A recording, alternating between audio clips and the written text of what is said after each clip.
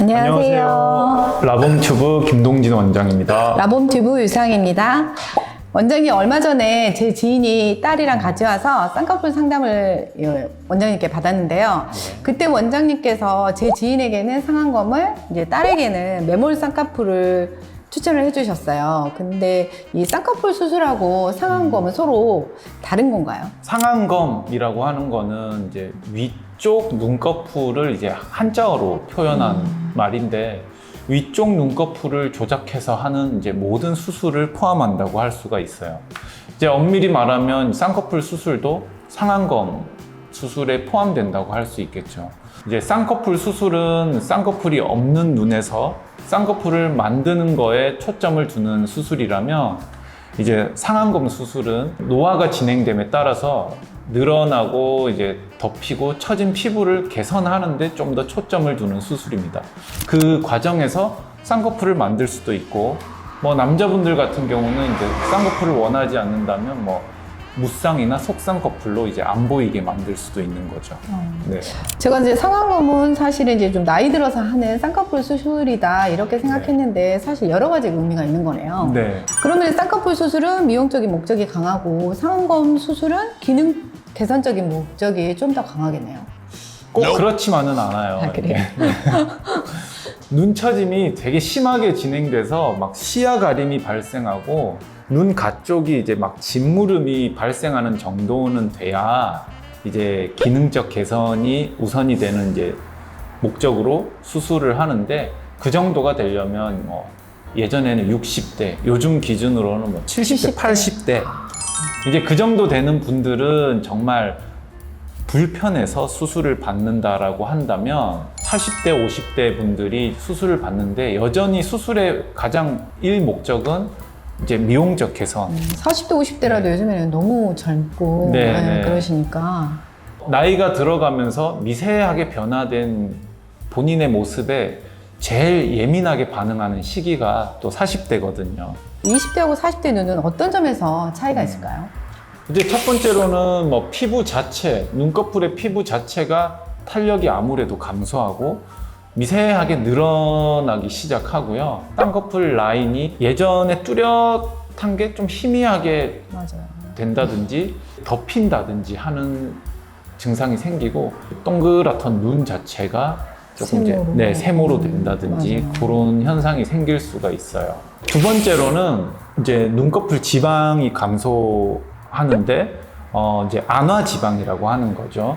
나이가 들수록 이 지방이 감소하고 지방이 있더라도 눈의 안쪽으로 이동하게 돼요. 이게 이제 뭐 피부가 늘어나면서 눈썹을 치켜뜨는 습관 때문이라든지 그런 습관들 때문에 이제 뒤로 이렇게 말려 들어가요.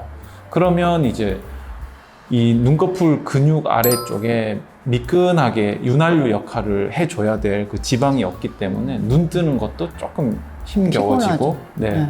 그 다음에 이제 세 번째로는 아까 두 번째 말씀드렸던 부분과 조금 연관되는 부분인데, 눈썹과 이마의 처짐인데, 나이가 들면 이게 눈꺼풀 피부만 늘어나는 게 아니라 이제 눈썹을 계속 이렇게 사용하고 인상을 찌푸리게 되면서 눈썹이 점점 이렇게 처지게 돼요. 원래 위치에서. 그 위치에서 내려오는 거예요? 네네네. 눈과 눈썹 사이 거리도 상당히 좁아지고, 이 콧잔 등에도 이제 좀 보기 싫은 주름이 생기기도 하고, 이 쌍꺼풀 앞라인에 이렇게 두툼하게 지방이 불룩한 거, 보통 지방이 튀어나왔다라고 생각하는데 처지게 되면 눌려가지고 이렇게 불룩하게. 맞아요, 봤어요. 네. 그런 경우가 좀 많아요.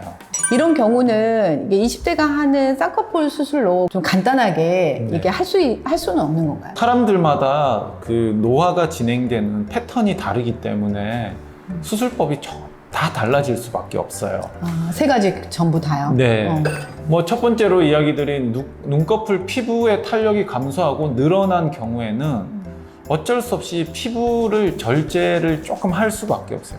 늘어난 만큼을 없애줘야 이제 젊은 시절에 늘어나지 않은 피부 상태에서 이제 쌍꺼풀을 만들 수가 있는 거거든요. 기존에 쌍꺼풀이 있던 분이라고 할지라도 그 쌍꺼풀 라인도 조금은 잘라내줘야 돼요. 이제 어떤 분들은 자기 쌍꺼풀 그대로 놔두고 피부만 좀 처진 거 잘라주세요 하지만, 이게 뭐 눈썹화 거상술을 한다고 하더라도 이 쌍꺼풀 자체가 늘어나 있기 때문에요. 이 안 이쁠 것 같아요. 네, 그게 그대로 걷어 올려지는 게 아니라 이게 쌍꺼풀이 늘어난 채로 걷어 올려지기 때문에 안 이쁘겠네요. 네, 조금 달라져요. 그런 경우는 어쨌든 피부 여분을 잘라줘야 잘라내고 된다. 새로운 라인을 만들어줘야 된다. 네. 이제 뭐 두 번째 이야기 드린 눈꺼풀 지방이 감소하고 꺼지는 경우에는 이제 수술하면서 아까 말씀드렸던 이제 뒤로 들어간 안아지방을 최대한 끄집어내고 또는 필요한 경우에는 지방 이식을 조금 병행하면서 보완해줘야 되고요. 이런 경우에는 피부와 그 눈꺼풀 올린 근 사이에 유착이 심하게 진행되어 있는 상태예요. 그 지방이 없어서요? 네, 그래서 수술을 하면서 그 유착을 세심하게 이제 풀어주는 게 가장 중요하고, 네. 그 풀어주는 것만 해도 눈 뜨는 게 상당히 편해지고, 그럴 것 같아요. 눈 뜨는 것도 좀 또렷해질 수 있고, 눈매 교정의 효과도 얻을 수 있고요. 눈매 교정을 하지 않아도? 네.